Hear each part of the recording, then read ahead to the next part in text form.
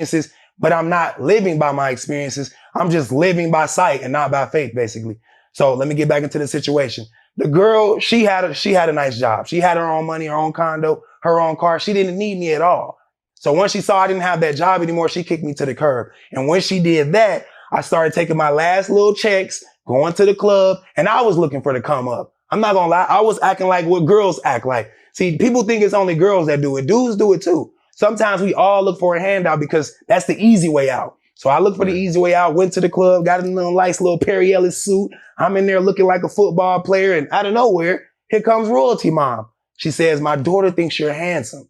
Now I'm shocked because I'm not gonna lie. I was looking at Royalty Mom like, you know what I'm saying? I wanted her.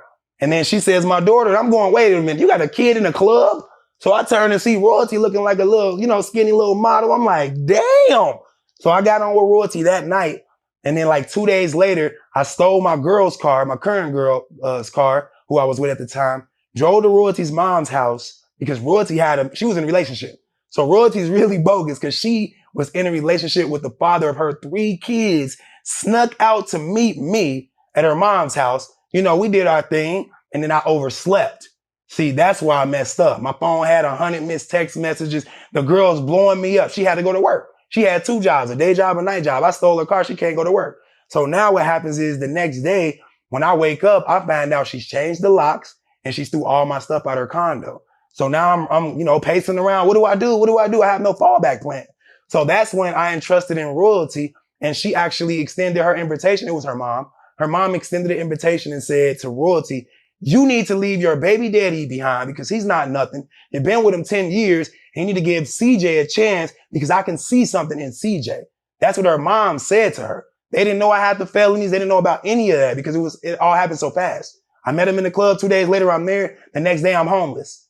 So we went there together. I get all my stuff, put it in Royalty's mom's car. We go back to Royalty's mom's house.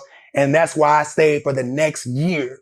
I didn't go outside. Actually, I'm lying. I walked her kids to school every day. I became the world's greatest stepdad. I was taking her kids to school, things that the real father would never do. I was looking for jobs. I was literally in the library every day, filling out applications, going to the interviews, passing the interviews, but then they seen the pending felonies and they weren't hiring me. And Royalty's mom stood by my side, even when Royalty wanted to leave me. Like I said, girls and dudes, sometimes they're all opportunists. Royalty looked at me like an opportunity and she didn't know I didn't have anything. I had a nice suit on. I was in VIP, but those was my last $1,000.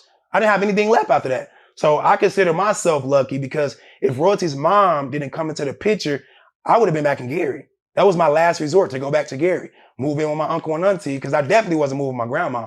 My grandma's house falling a freaking apart. She living in Gary, Indiana, in Marshalltown, one of the most notorious neighborhoods ever. I didn't want to go back there because I had already been on Instagram flexing too much. And I know what happens when you do that. And then you go back. Not only are they going to laugh at you and make fun of you, but now you're a target because of how you were living. So I said, I made it in my mind, I'm not going nowhere. Whatever y'all need me to do, I will cook, I will clean, I will take care of your kids. I potty trained Royalty's youngest child. I only knew it freaking 3 days. I'm potty training, putting Leon to sleep. He crying in his sleep. He got to go pee. He can't get up to pee. I'm carrying him to the bathroom. I was doing whatever I had to do to secure that spot in that house. So a year later, that's when Royalty had a job. She already had a good job.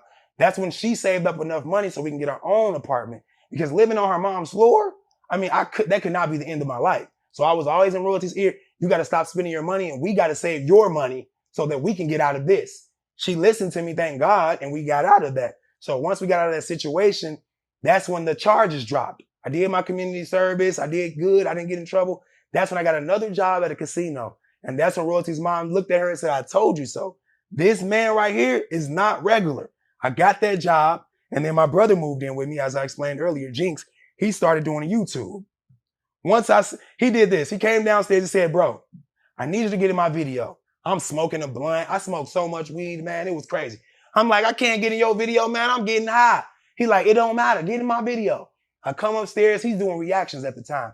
2015, my little brother Jinx, I don't know if you guys know him or not. He was the king of YouTube because he was doing something that no one had seen. He was doing reactions. It was something new. But little did we know that was copyright infringement. So it was going to be a short-lived situation.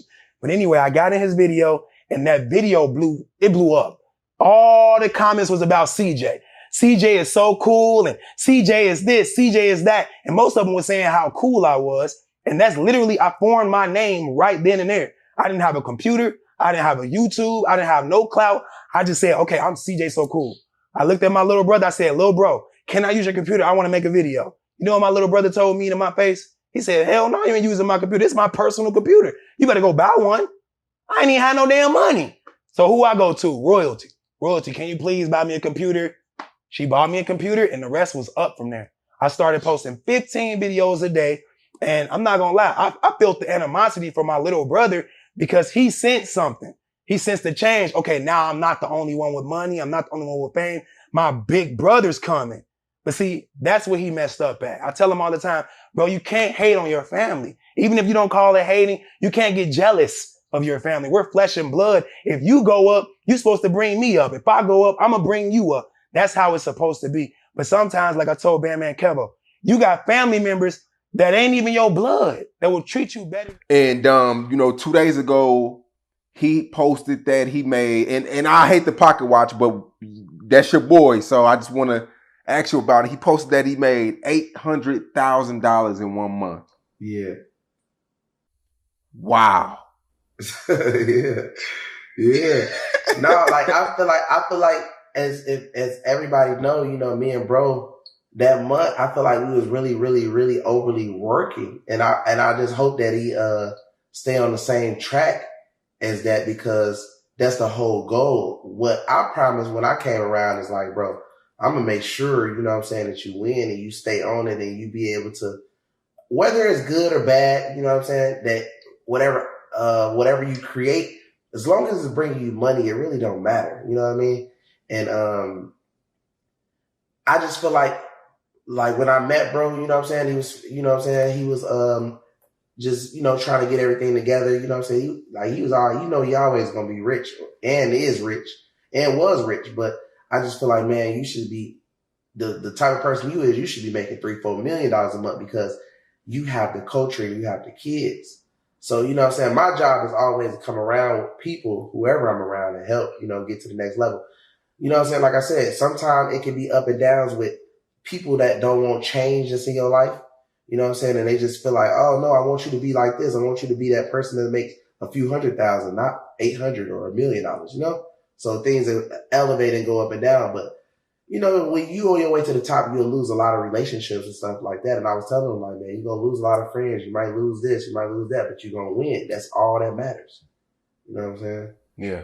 So me and bro definitely locked in, though. He an A1 dude. So I just feel like, shit, you just got to superly stay focused and stay doing the same thing you've been doing.